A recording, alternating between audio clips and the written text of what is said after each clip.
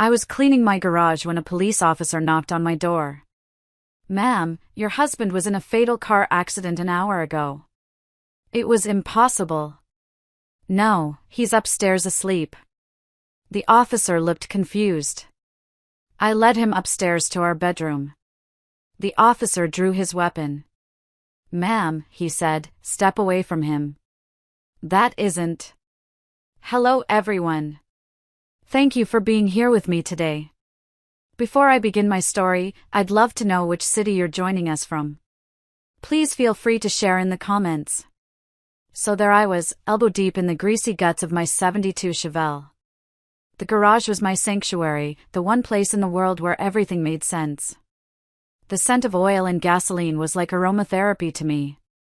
That car was my dad's, and every time I managed to coax its old, stubborn engine back to life, it felt like I was keeping a piece of him with me. The engine had been giving me grief all week, sputtering and coughing like an old man after a long flight of stairs. But that's the thing about car problems, isn't it? They're honest. They tell you exactly what's wrong. You diagnose the issue, you find the right part, you put in the work, and boom, problem solved. If only life and marriage worked that way. Just that morning, things had been tense. I remember coming into the kitchen for coffee. Gregory was already there, hunched over his phone at the table, his thumb scrolling furiously. "Morning, honey," I'd said, trying to keep my voice light. He'd mumbled, not looking up. The silence that followed was thick and uncomfortable. It had been like that for months. A chill had settled over our house, a quiet distance that felt more profound than any loud argument. He was there, but he wasn't. "Anything interesting?" I'd asked, nodding toward his phone. He finally looked up, his eyes irritated. "Just work, Carol. It's always just work." He snapped the phone face down on the table as if to prove a point. The gesture felt more secretive than reassuring. Later, he'd claimed a migraine was coming on and retreated to the bedroom. I didn't question it. It was easier not to. So, I escaped to the garage. The radio was blasting some Creedence Clearwater Revival, Fortunate Son, the kind of music that made me feel younger than my 54 years. And I was actually enjoying myself, for once. No office politics, no client deadlines, no Gregory making me feel like a stranger in my own home. Just me, my tools, and the satisfying clink of a wrench tightening a bolt. Call it therapy for gals who refuse to admit they need therapy. Then came the knock. It wasn't the friendly, "Hey neighbor, got a cup of sugar?" kind of knock. This was the official, "Your life's about to get royally screwed" variety. 3 sharp, authoritative raps that cut through the music like a knife. I let out an annoyed sigh, wiped my greasy hands on an old rag that had seen better decades, and trudged to the door. I was expecting a salesperson or a local kid raising funds for their soccer team. But it wasn't a kid. It was a police officer. He was young, couldn't have been more than 30, with a fresh face that looked like it should be at a college football game, not delivering life-altering news. He looked deeply uncomfortable, shifting his weight from one foot to the other. He was carrying the kind of heavy stillness that only comes with bad news. His uniform was damp from the October rain that had been drizzling all day, and he held his hat in his hands like he was at a funeral. Which, as it turned out, he basically was. "Ma'am," he started, his voice gentle but firm. "Cops don't show up at your door on a Saturday to tell you you've won the lottery." I felt a cold knot tighten in my stomach. "Are you Carolyn Pierce?" "Depends who's asking," I shot back, a nervous habit. "But yeah, that's me." "What's this about, officer?" He cleared his throat, his gaze unwavering. "They must teach them that look at the academy." It was somewhere between sympathetic and professional, like he was trying to be human while still doing a terrible job. "Ma'am, I'm afraid I have some difficult news." He took a breath that seemed to last a year. "Your husband, Gregory Pierce, was involved in a fatal car accident approximately an hour ago." The words didn't just hit me, they went through me, turning everything inside to ice. Fatal accident. Gregory. My brain tried to process it, but the pieces wouldn't fit. It felt like trying to solve a Rubik's Cube in the dark. For a moment, the world went completely silent, except for the sound of the rain and my own heartbeat pounding a frantic rhythm in my ears. Then I did something that probably seemed completely insane. I laughed.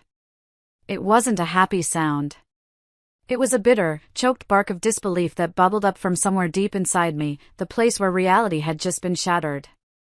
"No," I said, shaking my head so hard my hair whipped across my face. "No, that's impossible. You've got the wrong guy, wrong house, wrong universe, maybe." I pointed a greasy finger up the stairs. "Gregory's upstairs asleep. He's been battling a migraine all day and went to bed early." The look that spread across the young officer's face wasn't what I expected. I was ready for him to be patient, to gently explain that denial is a normal stage of grief. But this was different. This wasn't the look of a cop dealing with a grieving widow. This was pure, unadulterated, "What the hell is this woman talking about?" confusion. It was the look of a man whose well-rehearsed script had just been thrown out the window. "Ma'am," he said slowly, his voice laced with caution, like he was talking to someone who might suddenly snap. "We have positive identification. The vehicle was registered to Gregory Pierce at this address. We found his wallet in the vehicle. His driver's license, credit cards, they're all his." "Then you found the wrong wallet," I insisted, a wave of stubborn certainty washing over me. This was a mistake. A horrible, terrible mistake, but a mistake nonetheless. I was going to fix it. I was going to march up those stairs and wake Gregory up, and this whole nightmare would be over. I was already heading for the staircase. "Come on, I'll show you. He's right upstairs, probably annoyed that we're making so much noise." The walk up the stairs felt strangely long, each step a lifetime. I could hear the officer's heavy boots behind me, the soft squish of his damp soles on the hardwood. I passed the gallery of photos on the wall, our wedding picture, 22 years ago, both of us so young and foolishly happy. Pictures of our daughter, Layla, from a baby to her high school graduation last year. A whole life, captured in silver frames, a life I was now being told had just ended. Impossible, I thought. I remember hearing the third step creak, the one I always told Gregory we needed to fix. The officer's hand moved almost imperceptibly to rest on the butt of his service weapon. My brain registered the movement, but I was too focused on my mission, too intent on proving him wrong. "Greg, honey," I called out as we reached the top of the landing, my voice echoing in the quiet hallway. It sounded falsely cheerful even to my own ears. "There's an officer here who thinks you're dead. Come tell this nice young man how very much alive you are." I pushed open the bedroom door with the swagger of a woman who was absolutely certain she was about to receive a massive apology. The room was dark and cool, the heavy blackout curtains drawn against the gray afternoon. I could see the familiar shape under the covers, the slight rise and fall of the blanket in the dim light. Dark hair was fanned across the pillow, just like always. My husband, my Gregory, exactly where I'd left him. A wave of relief washed over me. "See?" I said triumphantly, my voice brimming with a smug "I told you so" tone. My hand reached for the familiar brass knob on the bedside lamp. One very much alive husband. The light clicked on, flooding the room in a warm, yellow glow.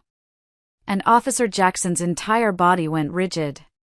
His hand didn't just move to his gun, it drew it with a clean, terrifyingly fast motion that spoke of years of training and muscle memory. "Ma'am," he said, and his voice was a blade. It had gone from sympathetic to deadly serious in the space of a heartbeat. "Step away from the bed. Now." "What? Why?" The words caught in my throat. My brain was lagging behind my eyes. It saw the scene, but it couldn't comprehend it. Something was wrong. Very, very wrong. The hair was right. The pajamas he was wearing were his favorite worn-out flannel ones, the ones with a small hole in the collar. But there was something profoundly off about the way the body lay there. Too still. Too perfect. The skin under the lamplight had a strange, unnatural sheen, like cheap wax. That isn't a person, Mrs. Pierce, Jackson said, his weapon now partially raised, his eyes scanning the room. That's a mannequin. My stomach dropped, and the world tilted on its axis.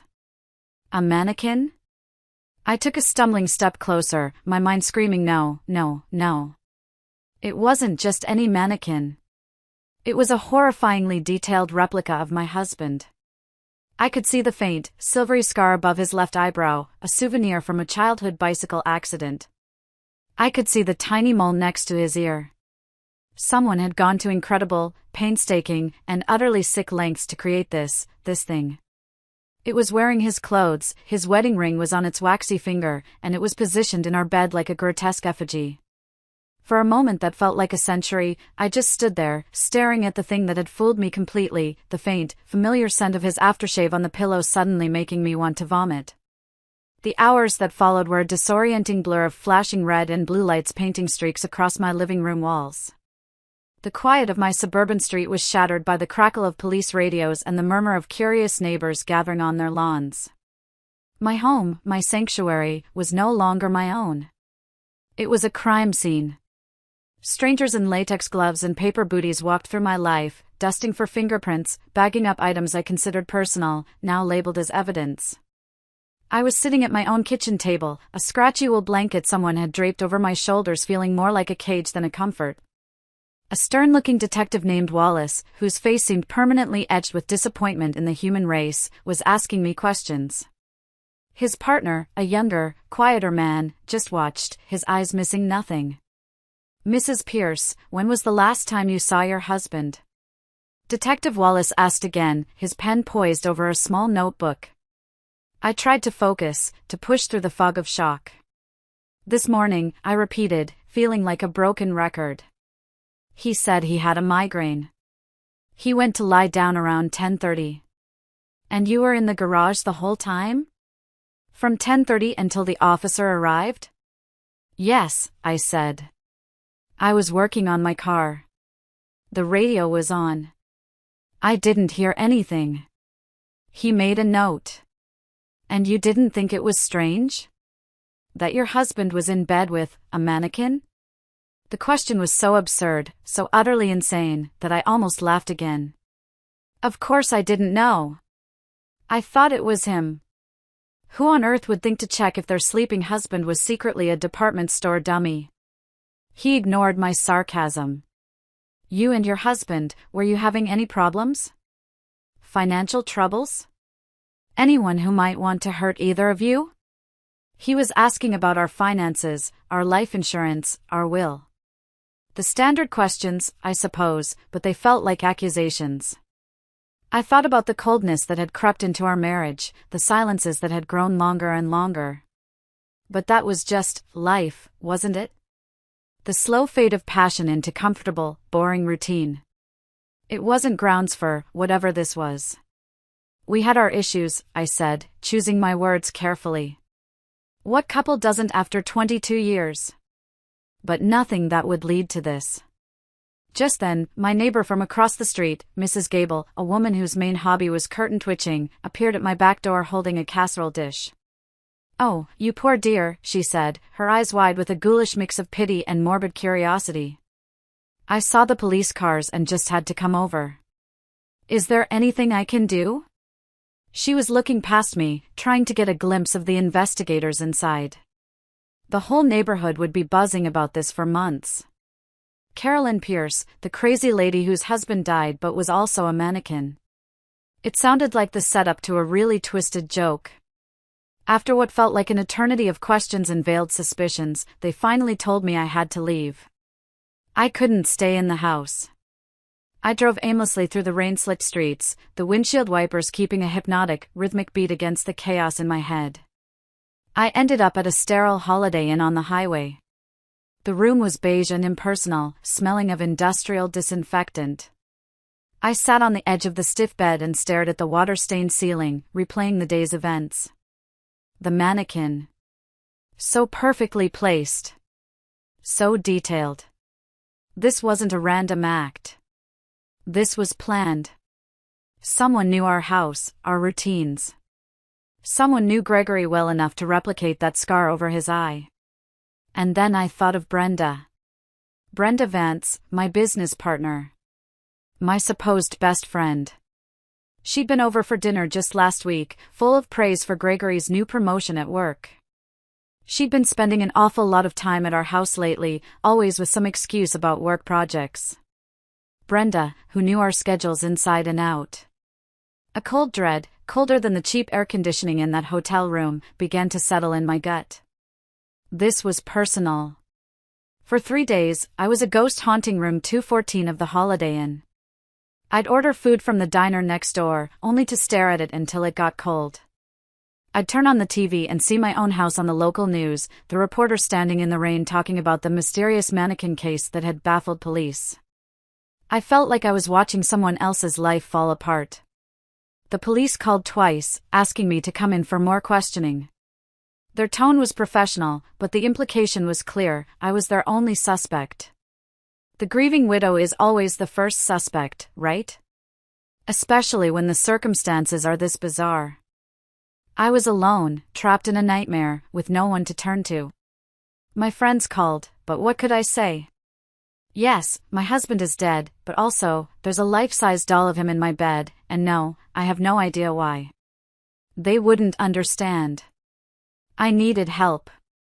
Not just a lawyer to fend off the police, but someone who would believe me. Someone who knew how to dig for the truth in a mountain of lies. There was only one person. My little sister, Diane. Diane and I were like oil and water. I built my life on stability and rules, she thrived in chaos. After washing out of law school, claiming it was too boring, she'd become a private investigator. She was brilliant, tenacious, and had a healthy disrespect for authority. We hadn't talked much lately.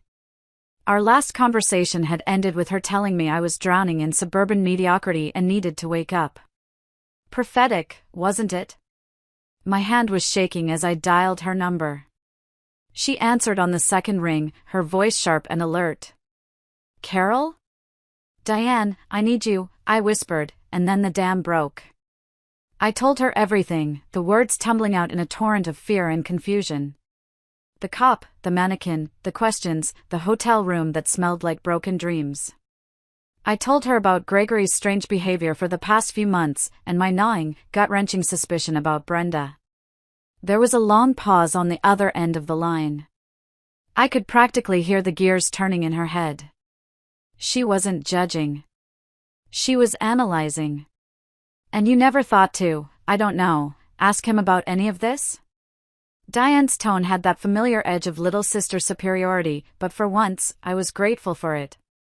I'm not the jealous type, Diane, I said defensively, the same lame excuse I'd given the police. I trusted him. We've been married for 22 years. Carol, she said, and I could hear her sigh through the phone. You're not the jealous type, you're the oblivious type. There's a difference. She didn't say it cruelly, just as a statement of fact. All right. Stay put.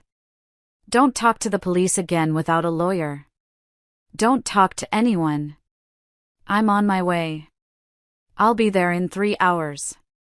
True to her word, she burst into my hotel room 3 hours later like a whirlwind, carrying a laptop bag, a thermos of what smelled like dangerously strong coffee, and an air of competence that immediately made me feel safer.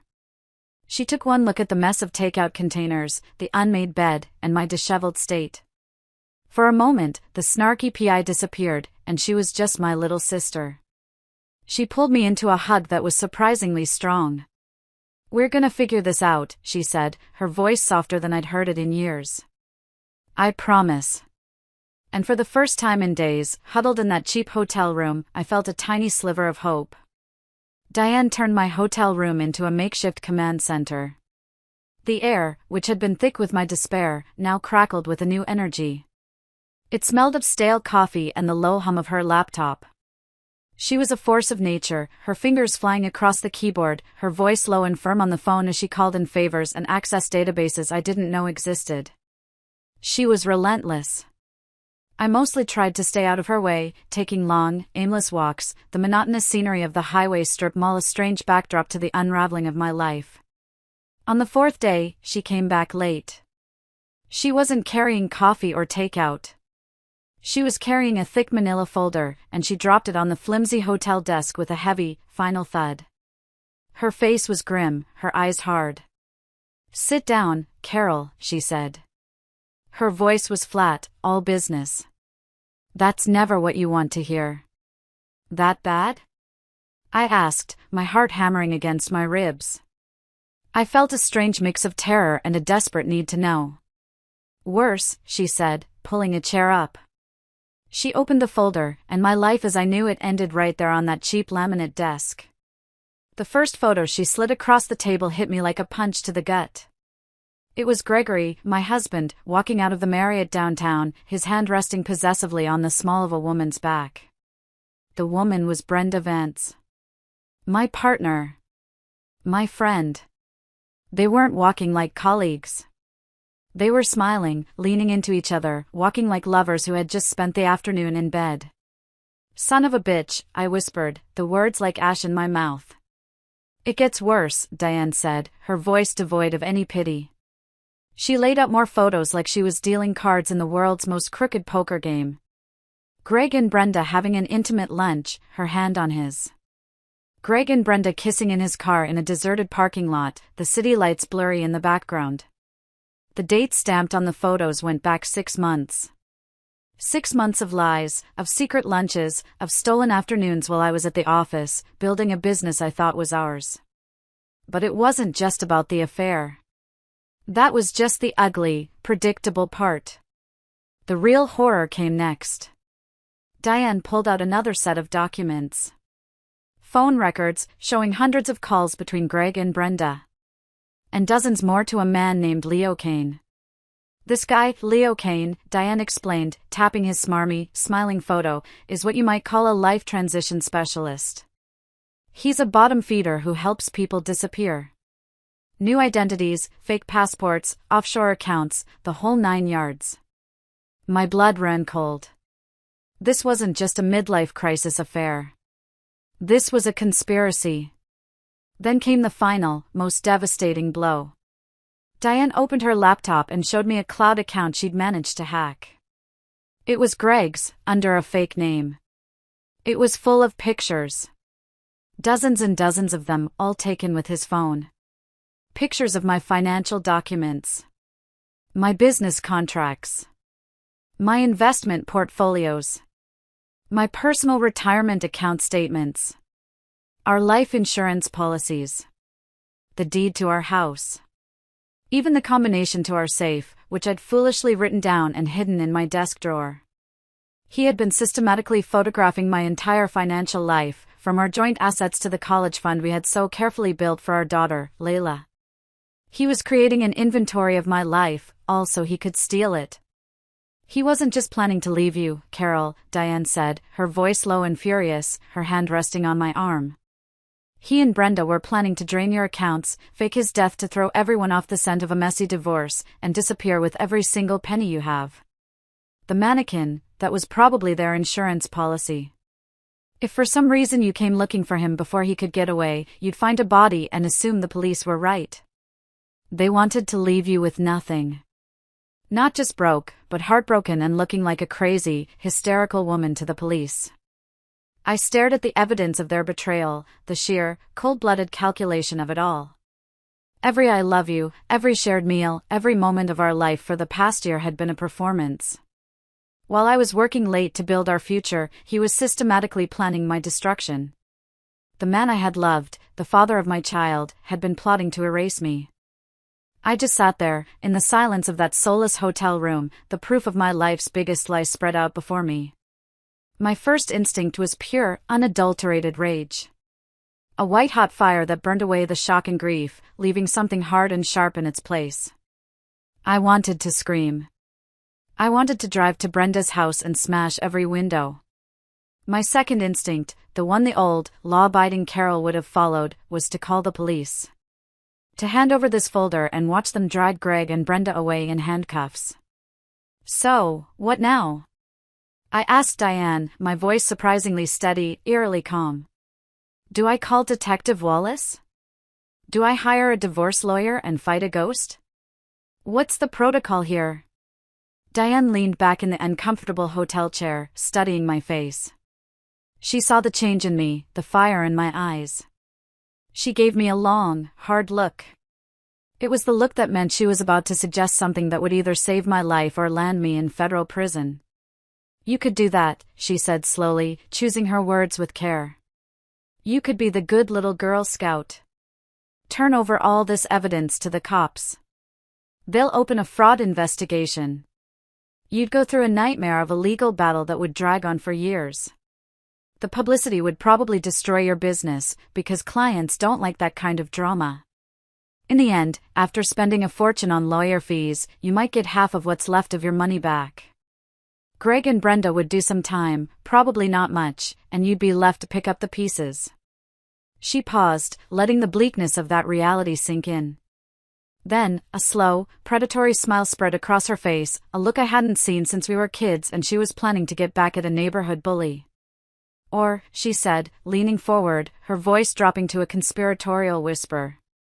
You could let them think their plan is working, right up until the last second. You could let them walk right into the trap they built for you. And then you could take everything from them, just like they planned to do to you, only better. I stared at her. The idea was insane. It was dangerous. It was illegal. It was something the old Carol, the rule-following, trusting Carol, would have recoiled from in horror. But the old Carol was gone. She had died in that hotel room, surrounded by photographs of her husband's betrayal. In her place was someone else. Someone colder, harder, and angrier than I ever thought I could be. A slow smile matched my sister's. They started this game, I said, the words feeling powerful on my tongue. The least I can do is finish it. A look of fierce pride flashed in Diane's eyes. That's my sister, she said. And so, in that crappy hotel room, with the smell of stale coffee and betrayal hanging heavy in the air, we began to plot. We laid it all out on the cheap hotel stationery. It turns out that planning revenge is a lot like planning a business merger, except instead of maximizing profits, you're maximizing misery. The beauty of their plan was also its fatal flaw. It relied entirely on me being the same predictable, grieving, and slightly clueless woman I'd always been. They were about to find out they had made a catastrophic miscalculation. We weren't just going to stop their plan. We were going to hijack it.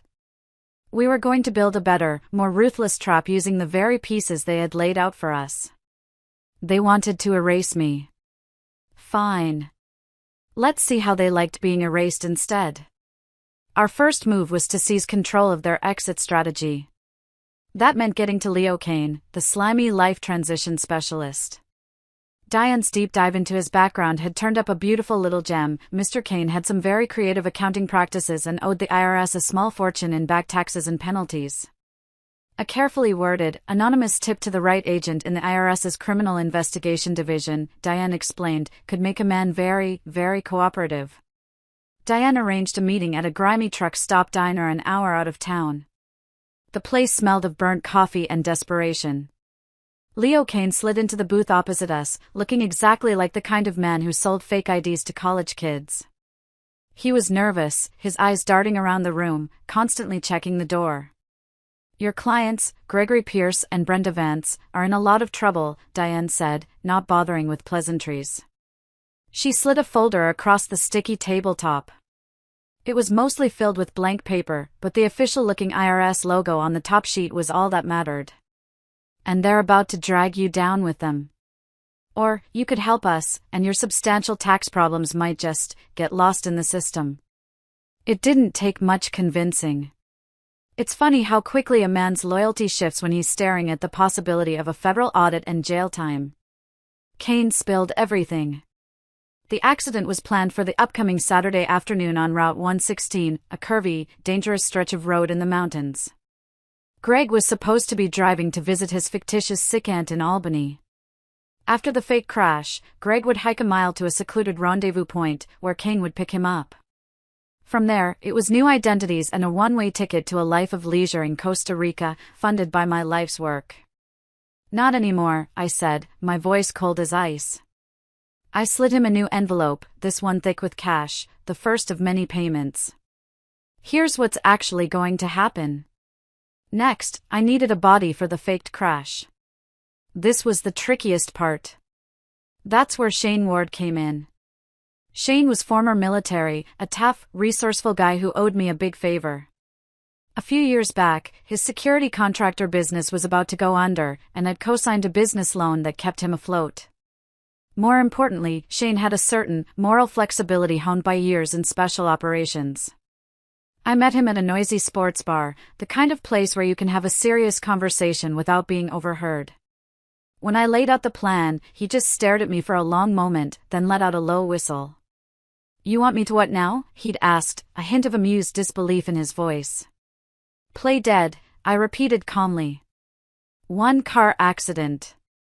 Very convincing, very final. "We need the police to find a male body in the wreckage so the report is conclusive and they stop looking for Gregory." There was a pause as he took a long drink of his beer. Then, he looked me in the eye and gave a grim, approving nod. "Carol, this is the most messed up favor anyone's ever asked me for. I love it. When do we start?" While Diane and Shane handled the grisly theatrics, I turned my attention to home renovations. The basement had always been my domain. Greg hated going down there, claiming it was dark and creepy. Perfect. I spent the next 3 days working like a woman possessed. I ordered professional-grade soundproofing panels online for overnight delivery. I went to a specialty security store and bought a reinforced steel door with a commercial-grade keypad lock.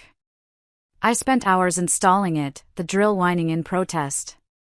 I ran new plumbing lines myself, installing a small, functional toilet and sink in the corner.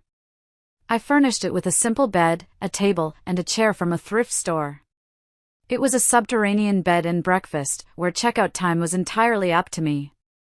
Every slam of the hammer, every turn of the wrench, felt like I was taking back a piece of my life, building my own justice with my own 2 hands. Saturday morning arrived again, 1 week after my life had been torn apart. This time, the sky was a brilliant, cloudless blue, a mocking contrast to the dark events about to unfold. I spent the morning in the garage, a perfect alibi. But this time, I wasn't fixing the car. I was just sitting in it, waiting, my nerves stretched as thin as a guitar string.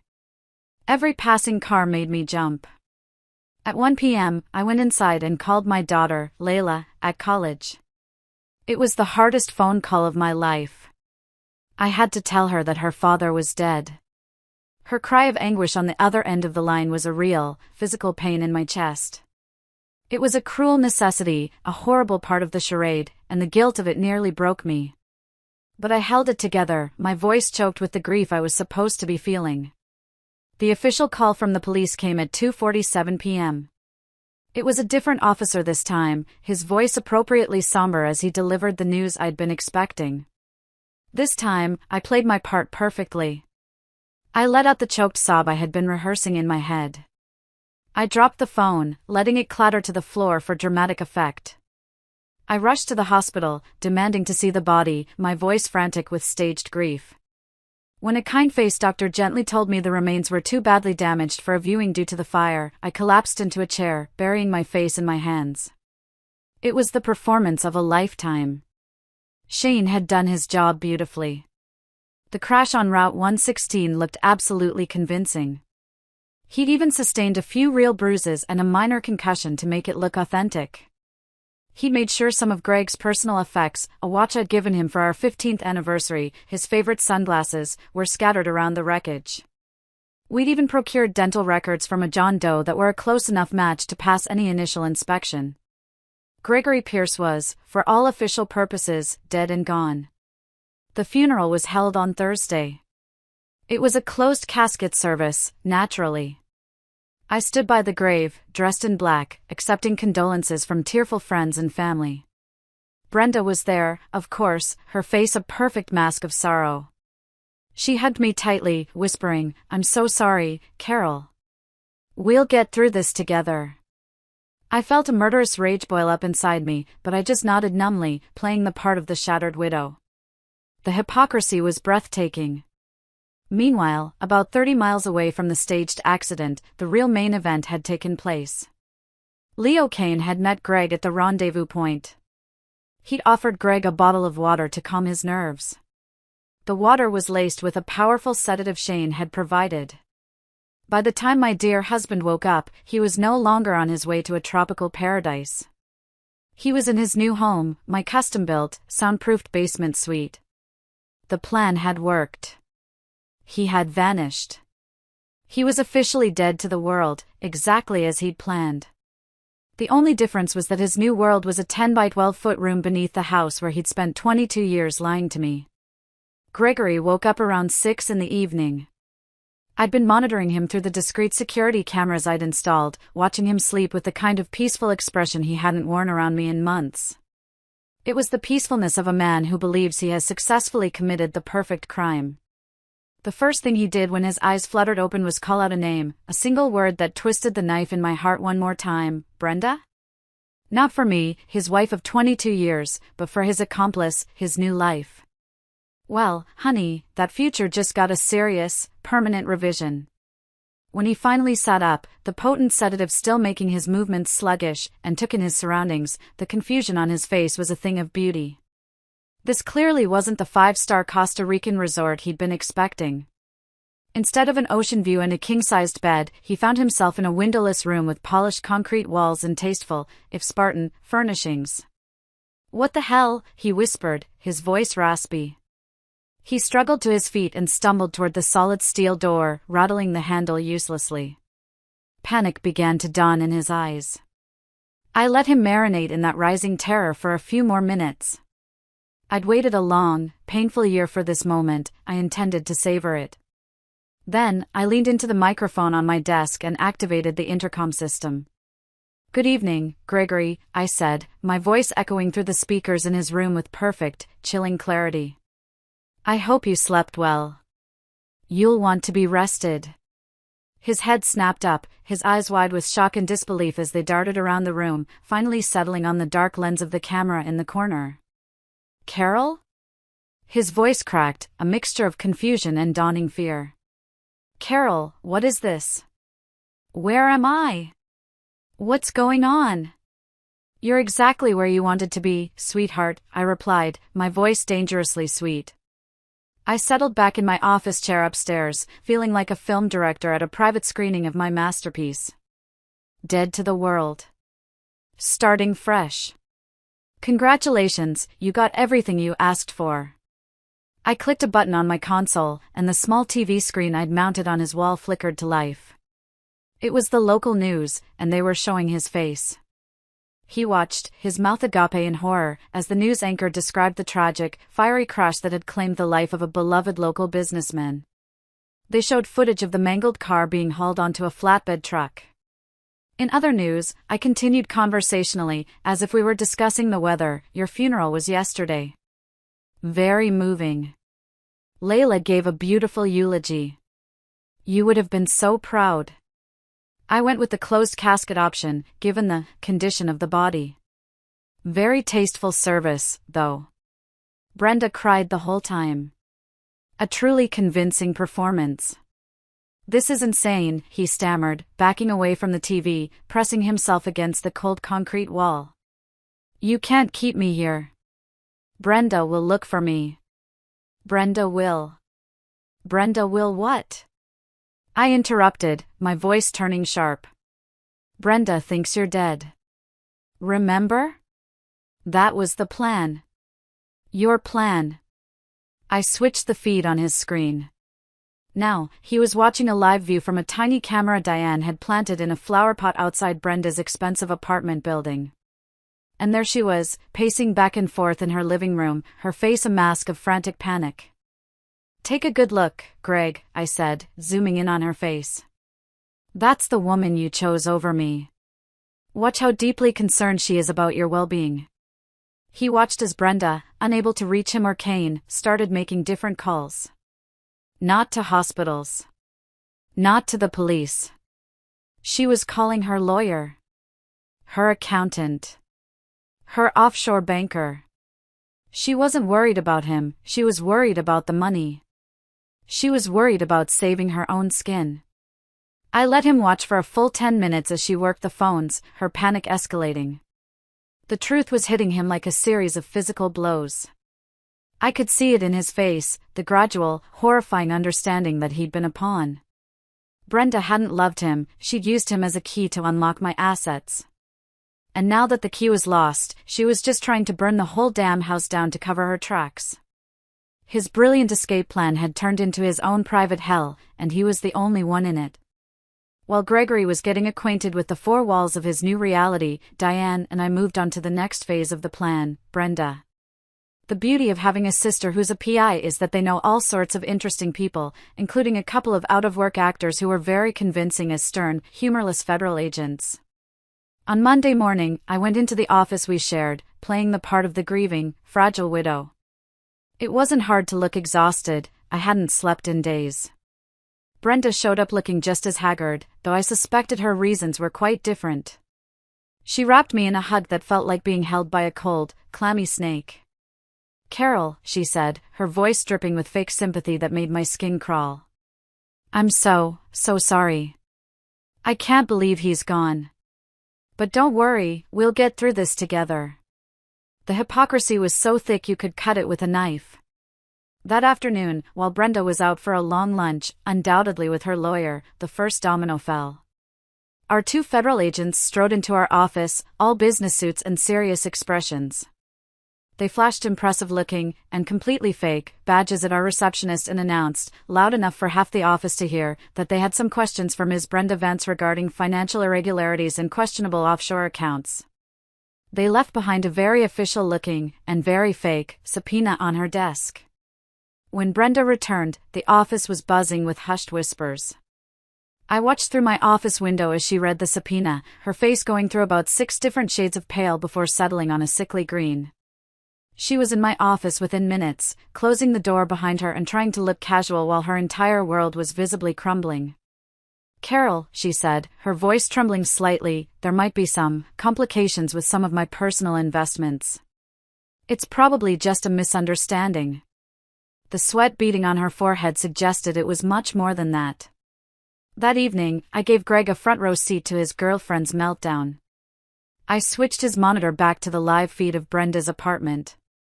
She was on the phone again, but this time she was desperately trying to reach Leo Kane, begging for an emergency extraction. "I need new papers, tonight," she was saying, her voice high and shrill with panic. "The whole thing's blown up. There are federal agents asking questions, and I need to be gone before they connect me to those offshore accounts." Greg just stared at the screen, his face a white, emotionless mask. This was the woman he had destroyed our marriage for. A coward, ready to abandon him and their plan the second things got difficult. The beautiful thing about fake investigations is that sometimes, when you shake a tree hard enough, real crimes fall out. Panicked and believing the feds were closing in, Brenda started moving money. Illegally. She tried to transfer a large sum from a corporate account she controlled into one of her secret offshore accounts, a clear act of embezzlement. What she didn't know was that Diane, anticipating this, had already flagged those accounts with a contact at the Treasury Department. Her frantic, illegal transfer set off every real alarm bell from here to Washington, D.C. She had just walked right into a very real federal trap. On Wednesday morning, 3 black SUVs from the actual FBI pulled into our office parking lot. This time, it wasn't actors. This was the real deal. I watched from my window as real agents, armed with a real arrest warrant, marched into our office. Brenda took one look at them and tried to run. She actually bolted for the back exit, clutching her expensive purse. They had her in cuffs before she made it 10 feet. I forced Greg to watch every second of it on the news that night. The perp walk in front of the cameras, the reporters shouting questions, the grim-faced U.S. attorney announcing the charges, wire fraud, embezzlement, conspiracy, and money laundering. The anchor said she was facing up to 25 years in a federal prison. I sat in my office chair upstairs, watching my husband on the monitor as he watched his lover's life end on the television in his concrete room. I saw the last flicker of hope die in his eyes. He had lost. She had lost. And I had won. I let that moment hang in the air, the silence in his room broken only by the sound of the news anchor detailing Brenda's crimes. I let him absorb the totality of his failure, the complete and utter destruction of the life he tried to steal from me. I stood there, watching my husband watch his lover's life end, and I felt a quiet satisfaction. It wasn't loud or angry. It was just the calm, steady feeling of balance being restored to the universe. If you're still listening, please do me a favor and like this video, and comment the number 1 below. It lets me know you've given me a like, and it tells me you're right here with me on this journey. Your support means the world and encourages me to keep going. Please, comment the number 1, and let me tell you what happened next. For 2 weeks, I let him sit with it. 2 weeks of solitary confinement with nothing but his own guilt, his own failure, and the 24/7 news cycle detailing Brenda's spectacular downfall for company. She, of course, was trying to cut a deal, singing like a canary and trying to blame everything on her dead lover, Gregory. The irony was a bitter pill he had to swallow every single day. Finally, the request came through the intercom. His voice was no longer arrogant or panicked, it was just a rough, broken whisper. "Carol, please. I need to see you. I need to talk to you. Face to face." I made him wait another hour, just to be sure he understood who was in control. When I finally opened the heavy steel door and stepped into his little apartment, the change in him was shocking. He looked like a ghost. He'd lost at least 20 pounds, his clothes hanging off his frame. His eyes were hollow, defeated. He was sitting on the edge of the bed, his hands folded in his lap like a child waiting to be scolded. I pulled up the simple wooden chair I'd placed there and sat down opposite him. The silence stretched on for a long moment. "Why?" he finally whispered, his eyes fixed on the concrete floor. "Why go to all this trouble? A divorce, you could have just filed for divorce. You would have gotten everything in court. You could have destroyed me." It was a fair question. And I'd had 2 long, quiet weeks to think about the answer. "Because divorce would have been civilized," I said, my voice steady and even. "Divorce would have implied that we were 2 reasonable adults who'd simply grown apart, who could shake hands and split our assets. But that's not what happened, is it, Greg? You didn't just want to leave me. You wanted to erase me. You wanted to take my money, my business, my future, and leave me with nothing but a fake death certificate and the suspicion of the police. You didn't want a divorce, Gregory, you wanted a funeral. My funeral. You just wanted me to be the only one attending." He started to cry then. Not the dramatic, self-pitying sobs I'd expected, but the ugly, shuddering sobs of a man who has been completely broken. "I'm sorry," he choked out between breaths. "I'm so sorry, Carol. I made a mistake." "A mistake is forgetting to pick up milk from the store," I said, my voice cold as ice. "This was a conspiracy. A betrayal. Now, here's what's going to happen." I leaned forward, forcing him to meet my eyes. "You have a choice. Option 1, you stay here. Permanently. You'll be safe, you'll be fed, and you will be completely erased from the world above. You will live out your days in this room." His eyes widened in horror. "Carol, you can't." "Option 2, I continued, cutting him off. I help you disappear. For real. A new identity, a new background, enough cash to start over somewhere no one will ever find you. You get to have a life. But you lose everything from your old one. Your name, your history, your friends, your family." I let the last word hang in the air, twisting like a knife. "Your daughter." The mention of our daughter, Layla, hit him like a physical blow. He flinched, a sound of pure pain escaping his lips. Layla, our beautiful, smart, 19-year-old daughter. As far as she knew, her beloved father had died tragically in a car accident. She was grieving. And he was the cause of that grief. "Layla," he whispered, the name a prayer. "My baby girl. How is she?" "She's heartbroken," I said, the words sharp and true. "But she's strong. She's stronger than you ever gave her credit for. If you choose option 2, I said, pressing my final, brutal advantage, if you agree to disappear and never, ever try to contact either of us again, I'll make sure you get pictures. Updates on how she's doing. Major milestones, her graduation, maybe her wedding one day. Not often. But enough for you to know that she's happy. It wasn't really a choice at all. It was a choice between a physical prison and an emotional one. A choice between two different kinds of hell, one of which offered a tiny, excruciating window into the heaven he had lost. He looked up at me, his eyes full of 22 years of shared history, now twisted and warped into this ugly, tragic end. I want to see my daughter grow up, he whispered, his voice thick with unshed tears. Even if it's just in pictures. Then it's settled, I said, standing to leave. The conversation was over. Tomorrow, you become someone else. And Gregory Pierce stays buried where he belongs. 3 months after Gregory Pierce was officially buried in Greenwood Cemetery, a quiet, unassuming man named Gary Hayes walked into a hardware store in a small, forgotten town in rural Idaho. He had a completely fabricated resume, a believable story about starting over after a messy divorce, and the haunted look of a man who had lost everything. The owner, a gruff old guy who'd been through a bad divorce himself, gave him a job managing inventory without asking too many questions. Gary was quiet, modest, and kept to himself. He lived in a small apartment above the store and became the kind of person who could disappear into the background of small-town America without leaving so much as a ripple. Meanwhile, back in my actual life, things began to flourish in a way they hadn't in years.